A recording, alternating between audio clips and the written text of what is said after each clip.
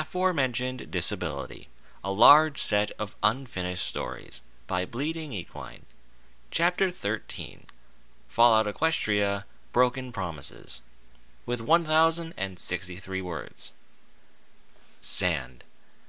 Sand stretching far, that keeps going and going until a pony gets bored. Yellow little dust clouds sitting on the ground on top of each other.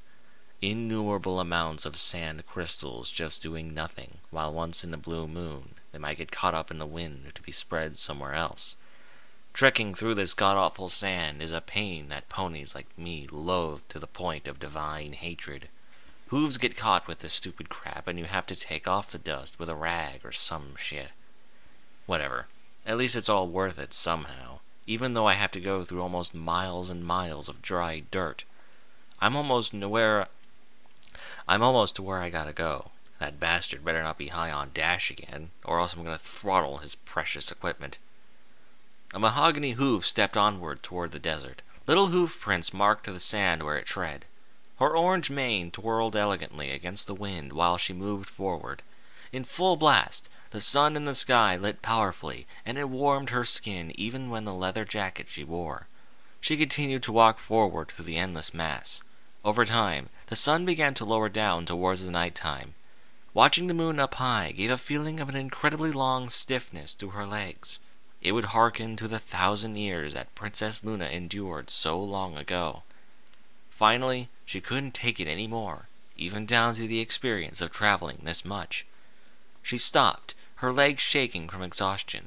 The mildly cold sand cooled her rump when she sat down to relax. Breathing a heavy sigh, she lay head first, her pony snout deep in thick sand and tired ligaments resting. How she ever got used to such a journey is something she didn't think would happen to her. She stretched her legs, a sudden crack from her tense joints. This feeling became pure release. Looking up, the sight of metal under the moonlight crossed her eyes. A euphoria of satisfaction overcame her mind.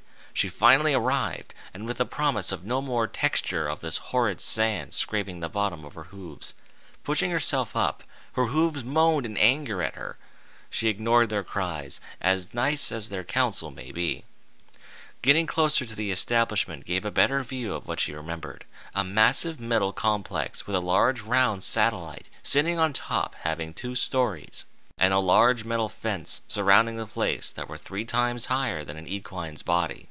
It stood ominously towards any offense. She went towards the fence to search and find a seemingly openable door hosting a speakerphone on its metal frame. Pressing the button on the rectangular speakerphone gave the sound of smashing and different loud clangs of dropped things. Standing while listening to this made her back a few steps. She knew that he was a slouch, but didn't think he would be that cluttered in this Celestia forsaken place. With a sigh, she realized that if any pony lived alone in there, they would act the same. The speakerphone screeched before making a clear static. "Who is it? I'll vaporize you alive if you're looking for trouble," said the microphone's user. "Panoram, it's me. Let me in or I'll break this machine of yours." "Leslie, it's you? Get in here quickly." The microphone turned to static, giving a fast peep sound before shutting down completely. The door electrically opened, and Leslie trotted deeper inside. Walking past the squarely aligned fence that covered a lot, she noticed off the distance of what seemed to be the deceased bones of ponies who wanted to get into this place, fallen into the ground near where they met their ends on the electrified wires. Those wires sizzled with power, and would electrocute any pony who dared try to climb over it. A bit of sympathy surged through her mind before turning towards comfort of their deaths, from what their intentions might have been. Nevertheless, to see ponies just haphazardly killed like nothing is discomforting. Leslie quickly looked away from the burnt, blackened bones. Closing in on the entrance, the hospital-like double doors leading inside parted to her presence. When entered through, the area was much cooler than the outside, a welcome thing. 2 turrets on the ground with big plastic heads and single plastic red eyes watched her, ready to fire. Leslie raised a hoof in fear. These weren't here the last time she visited. An escalating beep played from the 2 machines before they lowered their killing snouts. From the ceiling, a microphone captured her sight as it statically made noise. "For goodness sakes, work, you stupid contraption!" "Ah, there we are. Sorry about that. These are a new addition to keep me alive. Continue on now." finished the microphone. A sweat dropped from her brow. She felt like her end was to be swift and meaningless like those ponies outside. The little hallway she was in and the two questionable turrets sitting idly by led to an elevator-like contraption that's small and had a metallic pedestal. A familiar button sat on the pedestal, and she made her way to the contraption after kicking one of the turrets for giving her such a fright. She continued down the hallway until she met with a small elevator.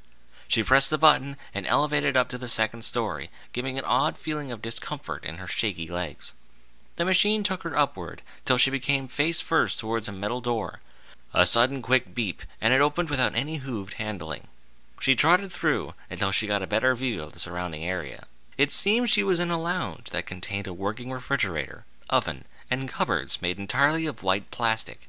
Pristine as they were, she almost hungered at the contents the fridge must have contained. She had been walking for days to get here with what provisions she had, and they had been utterly used up. Leslie went towards the refrigerator and watched it for a mere moment. No hesitation were made when she grasped that handle for the goodies inside.